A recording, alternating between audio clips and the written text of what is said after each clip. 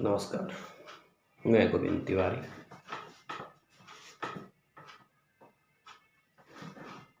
आज मैं आप लोगों के बीच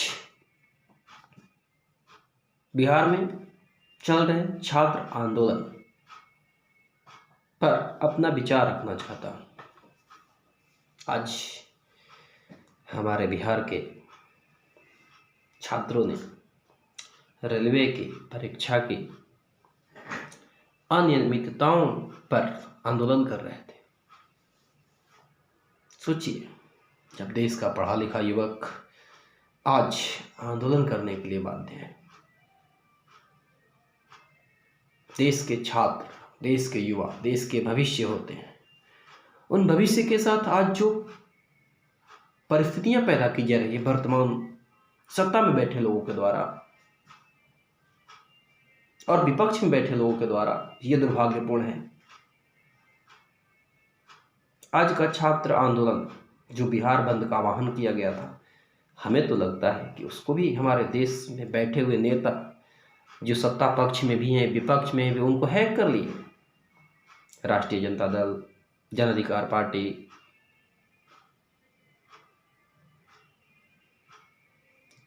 जीतन राम मांझी की हम पार्टी, हिंदुस्तान अवाम मोर्चा, मुकेश सहनी की पार्टी वीआईपी, कांग्रेस पार्टी, ये सारे पार्टियों के नेता इस आंदोलन को हैक कर लिए।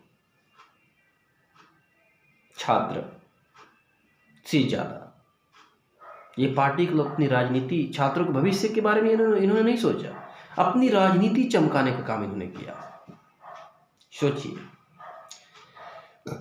जब नेता अपनी राजनीति चमकाएंगे तो छात्रों के बारे में सोचेगा कौन? आज बेरोजगारी एक बहुत बड़ी विकट समस्या बनकर समाज के सामने मुंह फाड़कर खड़ी है। हमारे अभिभावक अपनी जिंदगी की सारी कमाई मेहनत करके अपने बच्चों की पढ़ाई पर लगाते हैं कि बच्चा पढ़ लिख करके कुछ योग्य बनेगा, हमारा जिंदगी बदल जाएगा, परिस्थितियां बदल जाएगी।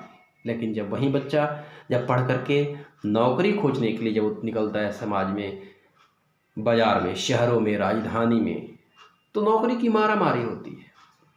फिर भी वो परीक्षा की तैयारी करता है, पढ़ाई करता है, परीक्षा देता है। परीक्षा का रिजल्ट आने का इंतजार करते करते 2 साल 4 साल बीत जाते हैं। रिजल्ट आता है, उस समय धांधली। अब तो हमारी सरकारों ने यूपीएससी में भी बिना परीक्षा दिए नौकरी देने की सिस्टम बना ली है और बहुत सारे पूंजीपति लोग उसका फायदा उठा रहे हैं। ये कितने दुर्भाग्यपूर्ण है। अगर यही परिस्थिति रही तो आने वाले समय में बेरोजगारी चरम पर पहुंच जाएगी और विपक्ष में बैठे हुए लोग, सत्ता में बैठे हुए लोग केवल अपनी राजनीति चमकाएंगे। हम जनता को मूर्ख बनाएंगे और सत्ता में बैठेंगे। सत्ता सुख सबको चाहिए, जनता का सुख किसी को पसंद नहीं है। शिक्षण संस्थान बंद हैं, सरकारी काम हो रहा है, परीक्षा लेने के नाम पर सरकारें मोटी रकम वसूलती है और परीक्षा होने के बाद उसका रिजल्ट आने में वर्षों बीत जाता है। क्या इसी तरह से चुनाव कराकर उसको रोक दिया जाए, उसका परिणाम 6 महीना बाद घोषित किया जाए, तो क्या हमारे देश के नेता सह लेंगे? सोचिए, छात्रों के साथ क्या हो रहा है। छात्र दिन रात देख करके मेहनत करते हैं, परीक्षा देते हैं और मिलता बदले में कुछ नहीं है।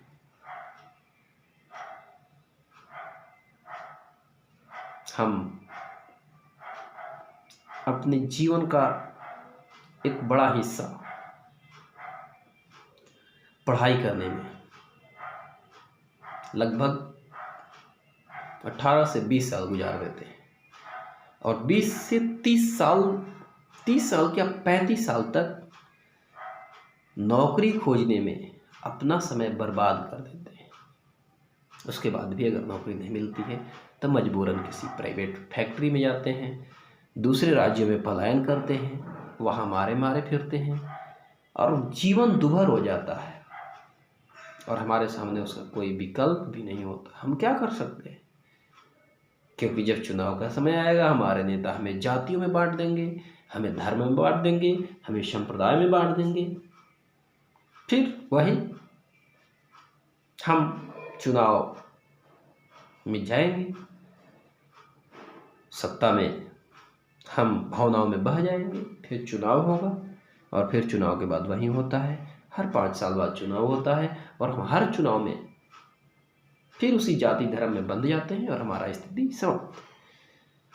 जब हम रोजगार की मांग करते हैं, हमारे देश के गृह मंत्री कहते हैं रोजगार क्यों नहीं है, सड़क पर पकौड़े तल सकते हो।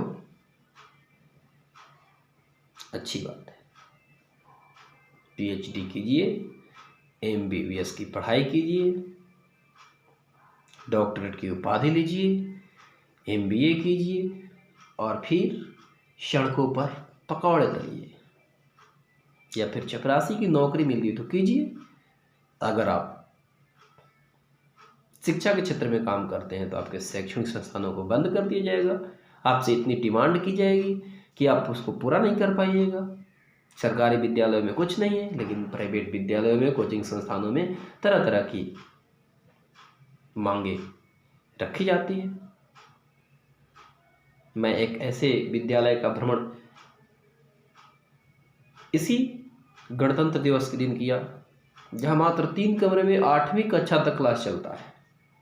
तो वहाँ कैसे पढ़ाई होती होगी, वहाँ शिक्षा की स्थिति क्या होगा?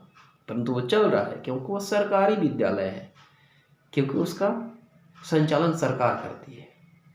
कागज में विद्यालय चल रहा है, बच्चे पढ़े चाहे नहीं पढ़े।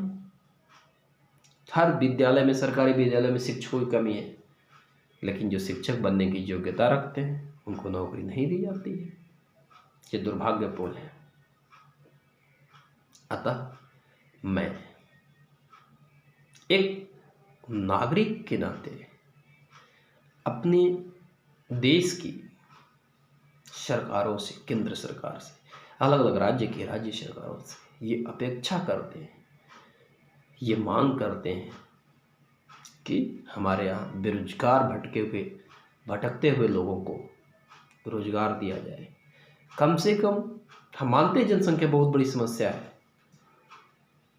परंतु जितने सीट खाली हैं उस पे तो भरपाई किया जा सकता है। अगर नेताओं का वेतन बढ़ाने में सरकार के पास घाटा नहीं है, बढ़ सकता है, तो कर्मचारियों का क्यों नहीं, कर्मचारियों की बहाली क्यों नहीं हो? इसलिए मैं फिर देश की सरकारों से, देश के प्रधानमंत्री से, बिहार के मुख्यमंत्री से ये मांग करता हूँ कि कम से कम सबको रोजगार की व्यवस्था की जाए, सबको नौकरी दी जाए, जनता के बीच बेरोजगारी जो व्याप्त है उसको दूर करने का प्रयास किया जाए। धन्यवाद।